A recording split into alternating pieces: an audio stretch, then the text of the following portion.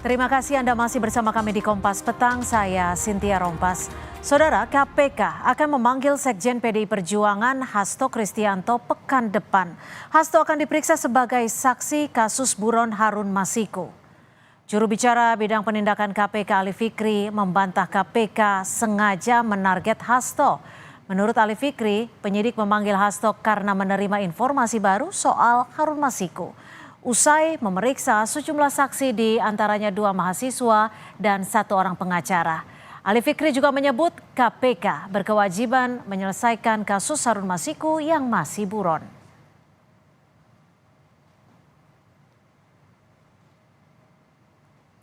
Ada pihak lain juga yang akan dipanggil dalam waktu dekat, ya mudah-mudahan minggu depan nanti sebagaimana agenda dari tim penyidik akan memanggil orang tersebut begitu ya sebagai saksi untuk dikonfirmasi atas informasi yang KPK terima sebagai informasi baru. Nah, apakah karena ini target pimpinan sudah selesai? Saya kira tidak ya, karena memang dari awal pun kami komitmen kami untuk terus memburu dan menangkap, karena ini menjadi kewajiban bagi kami, bagi KPK untuk menyelesaikan tunggakan perkara begitu ya.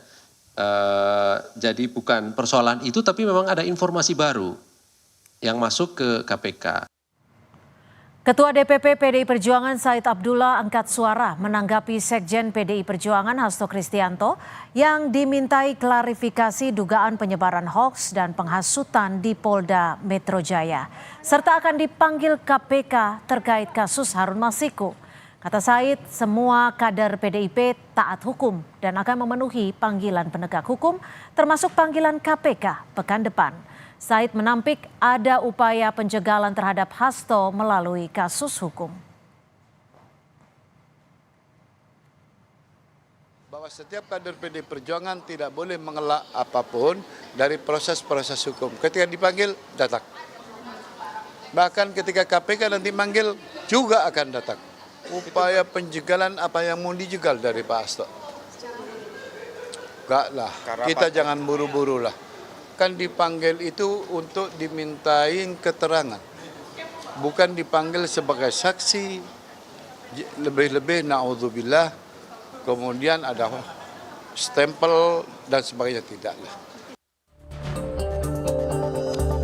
Sekjen PDI Perjuangan Hasto Kristianto memenuhi undangan Polda Metro Jaya untuk memberi klarifikasi atas dugaan penyebaran berita hoaks yang dilaporkan Hendra dan Bayu Setiawan terkait wawancara di 2 media televisi. Usai dimintai keterangan di Polda Metro Jaya, kuasa hukum Hasto Kristianto, Patra M. Zain menyatakan akan membawa perkara ini ke Dewan Pers. Karena wawancara Hasto soal kecurangan pemilu 2024 dianggap produk jurnalistik. Kaitannya pernyataan beliau di media SCTV dan Kompas TV. Kalau pernyataan di media dan Kompas TV berarti produk jurnalistik, kan gitu. Nah, karena produk jurnalistik, maka tentu saja kita sebelum klarifikasi Pak Hasto minta ke Dewan Pers dulu tadi. Soal langkah polisi meminta klarifikasi ke Hasto, penasihat ahli Kapolri Arianto Sutadi bilang memang tugas polisi menyelidiki jikalau ada laporan masuk. Menurutnya undangan klarifikasi untuk melengkapi informasi guna menentukan apakah ada dugaan unsur pidana atau tidak. Tugas polisi di sini itu hanya kalau ada orang melapor, berarti kan ada orang yang merasa dirugikan, ya tidak senang gitu ya, merasa dirugikan haknya ataupun merasa dirugikan kepentingannya dan sebagainya. Dia lapor kepada polisi, Pak ini loh ada kejadian, ini Pak Hasto ini pasalnya begini-begini. Tugas polisi yang pertama kali adalah menyelidiki apakah itu kasus itu masuk dalam unsur pidana apa tidak. Itu tugas yang paling awal itu dicari. Nah di sini polisi nanti akan mencari apakah ini patut masuk dalam unsur pidana apa tidak. Kalau Anda membacanya seperti apa, Pak Arianto? Menurut Direktur Eksekutif Amnesty International, Usman Hamid, sulit disangkal ada unsur politis di balik pemanggilan Hasto oleh polisi. Alasannya, pernyataan Hasto soal kecurangan pemilu juga disampaikan oleh banyak kalangan lain.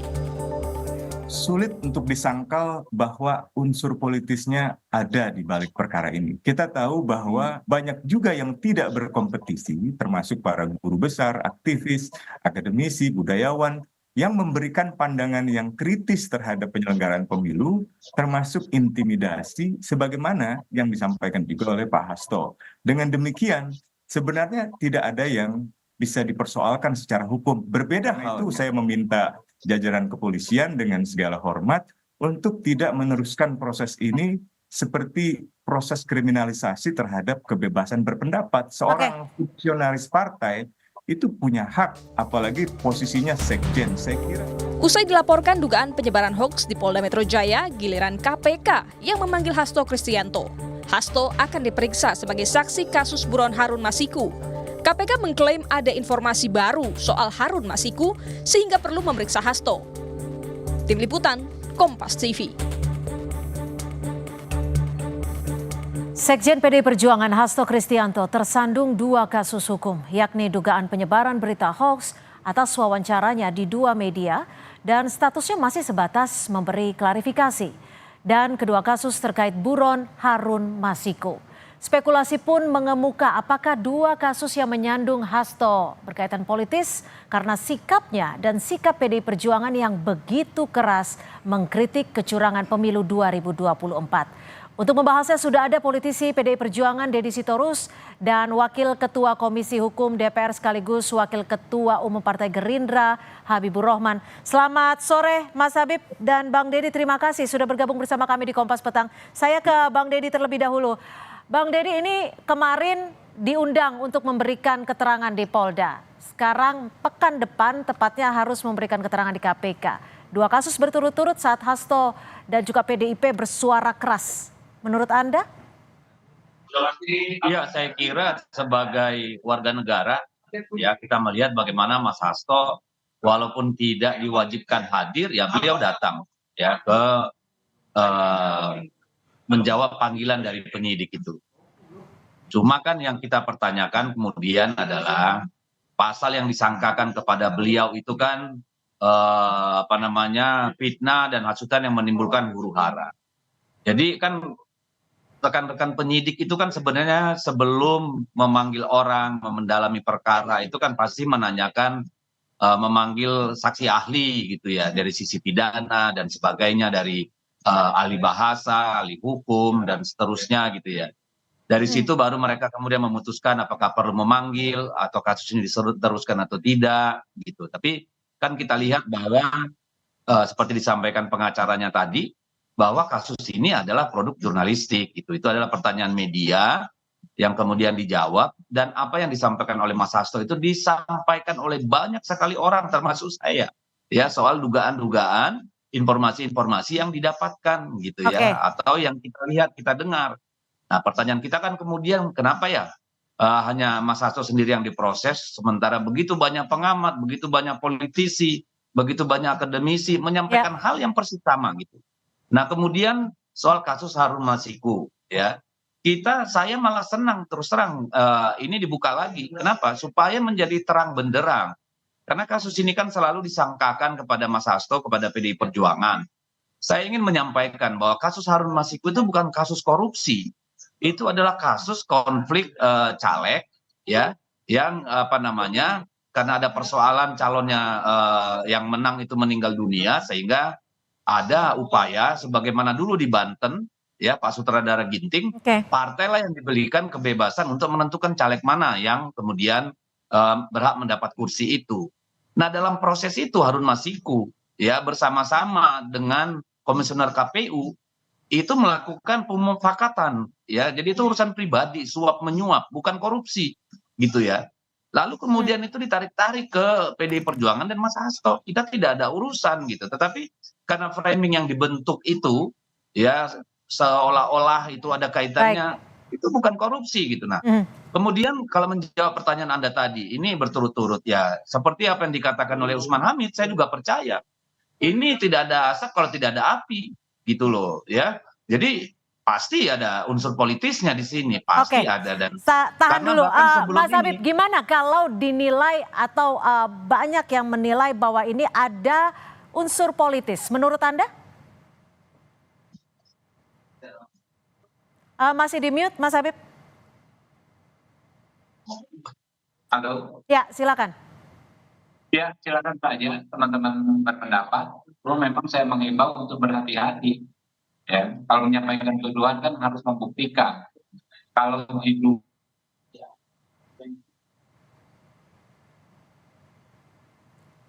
Ya, kami akan mencoba memperbaiki audio dengan Habibur Rahman, Waketum Partai Gerindra. Kembali, Bang Deddy, kalau Anda menyebutnya sulit jika tidak dikaitkan dengan unsur politis.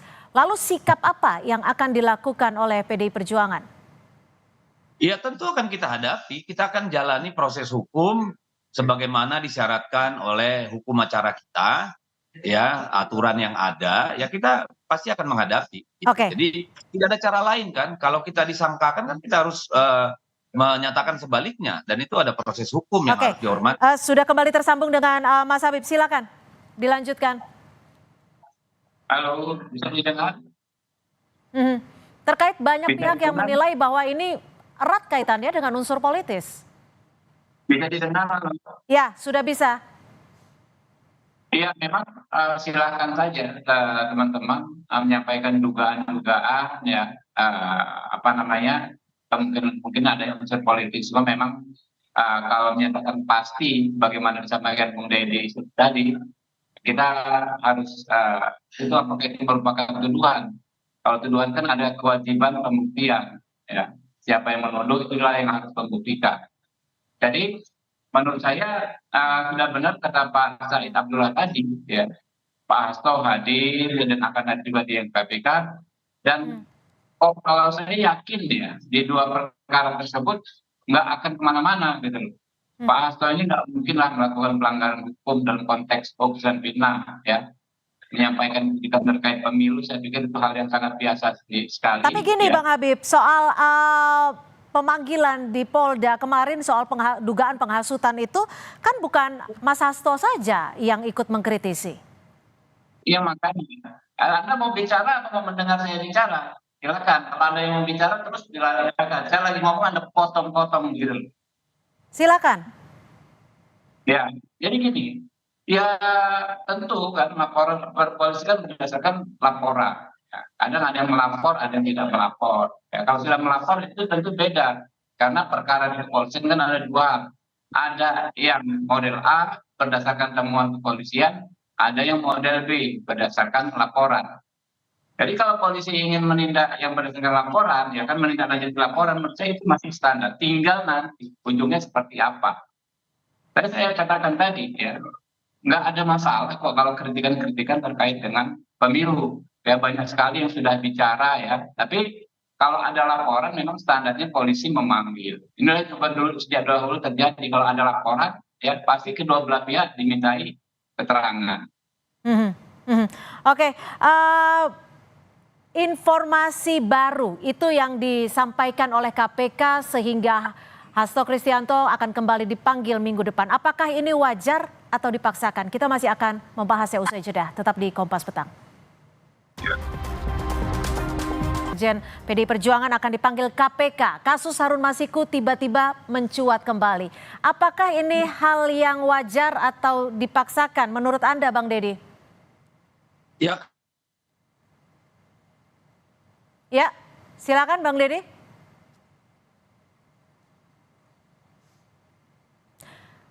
Baik, ini kita coba perbaiki sambungan audio dengan Deddy Sitorus. Saya ke Bang Habib. Gimana Bang Habib, kalau dinilai ini terkesan dipaksakan karena berturut-turut ada informasi baru sehingga KPK memanggil Hasto Kristianto pekan depan? Ya, hal yang biasa di KPK, ya banyak perkara yang bahkan beberapa tersangka selesai menjalani hukuman, ada pihak lain yang dipanggil dalam konteks pendalaman peristiwa-peristiwa lainnya. Nah, terkait Harun Masiku ini kan tindak pidana korupsi suap ya terhadap KPU waktu itu. Kalau nggak salah siapa namanya Pak Wahyu atau siapa gitu kan. Nah, sosok Harun Masiku kan dianggap ikut serta dan saat ini belum terdeteksi. Mungkin ya ada hal-hal baru, ya temuan-temuan baru yang didapat oleh KPK untuk mendapatkan informasi. Jadi ini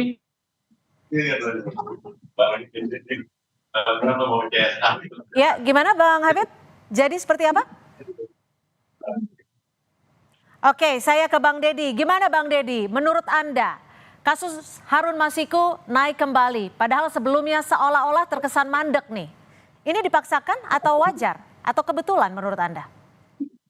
Ya kita nggak bisa bersangka ya, tapi kan kita menunggu seperti yang dikatakan oleh KPK bahwa ada dua saksi yang membawa informasi baru dalam soal kasus Harun Masiku. Itu nanti kita lihat, nanti kan Mas Hasto akan menghadapi penyidik KPK menghadap ya.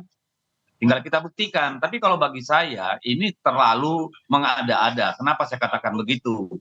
Karena kasus Harun Masiku adalah kasus suap menyuap di mana yang disuap sudah diadili, sementara penyuapnya buron. Nah, di mana letak Mas Hasto dalam konsep suap menyuap itu? Apakah beliau menyediakan uang atau menyuruh menyuap? Kan nggak pernah jelas.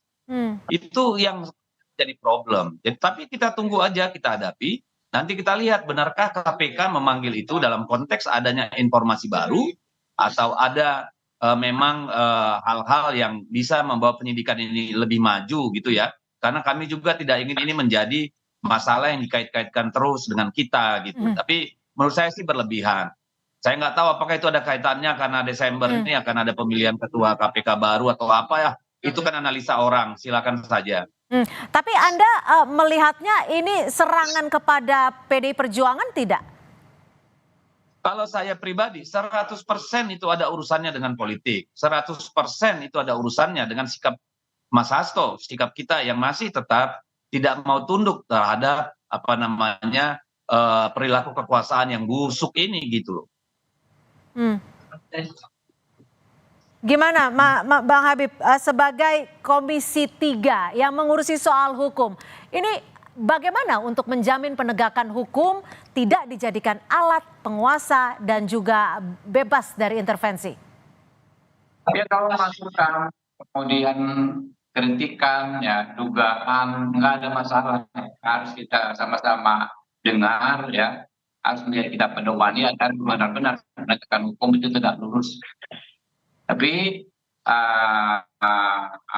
kalau tuduhan ya, kalau sesuatu yang dianggap pasti itu kan harus dibuktikan. Silakan juga, tapi kan nanti ada beban pembuktian ya, terhadap orang-orang yang menuduh. Bang Habib, kalau kemarin Anda sempat menyatakan bahwa Mas Hasto ya harus datanglah, jangan cemen terkait laporan di Polda. Tapi di lain pihak banyak yang menilai bahwa wawancara Hasto Kristianto ini adalah produk jurnalisme. Apakah ini terkesan dipaksakan? Bagaimana tanggapan Anda?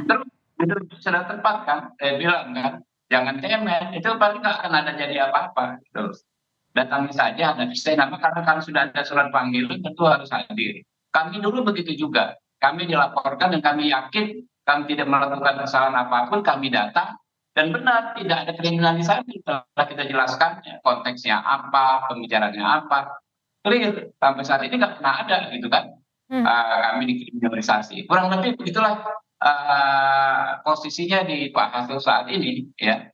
Sudah benar beliau datang, sudah benar beliau tidak cemen, sudah benar. Nah, itu pernyataan yang sebetulnya sifatnya dukungan kepada Pak Hasto. Karena saya yakin ya, Pak Hasto bukan tipikal orang yang ada tendensi untuk melanggar hukum. Bang Dedi, 2 kali dipanggil ke Polda, ke KPK pekan depan. Menurut Anda, mungkinkah penegak hukum ini dijadikan alat penguasa di tengah kritisnya sikap PDI Perjuangan, dan bagaimana PDIP akan mengawal kasus ini? Ya, saya kira analisa itu kan sudah disampaikan oleh banyak orang ya, bahwa saat ini politik adalah panglima, di mana hukum itu tunduk pada kekuasaan. Itu kan sisa pemerintahan ini kan itu yang kita alami termasuk dalam pemilu. Tetapi apakah itu semua bisa dibuktikan? Ya silakan saja kita nanti masing-masing pakai nalar dan melihat ini ujungnya seperti apa. Lalu bagaimana PDI Perjuangan menghadapi? Ya kita tetap berjalan seperti apa adanya. Yang sebagai partai berjalan sebagai partai, yang sebagai politisi di DPR atau kepala daerah, ya jalan saja kalau menurut saya. Karena apapun kami percaya bahwa di aparat penegak hukum juga masih banyak orang waras dan orang baik. Di politik juga masih banyak waras dan orang baik. Jadi kalau hanya dipanggil-panggil itu mah soal kecil. Bung Karno berkali-kali dipenjara dan dibuang. Itu inspirasi bagi kader PDI Perjuangan, nggak pernah takut gitu ya. Jadi sepanjang kita nggak salah ya nggak apa-apa. Karena sampai sekarang teman-teman di DPR juga banyak kok yang didatangin aparat penegak hukum, suruh jangan ribut-ribut, itu banyak ya kita alami. Baik, kita kawal bersama. Terima kasih Bang Deddy Sitorus dan Bang Habibur Rahman sudah bergabung bersama kami di Kompas Petang. Terima kasih atas perspektif Anda. Selamat sore. Yuk,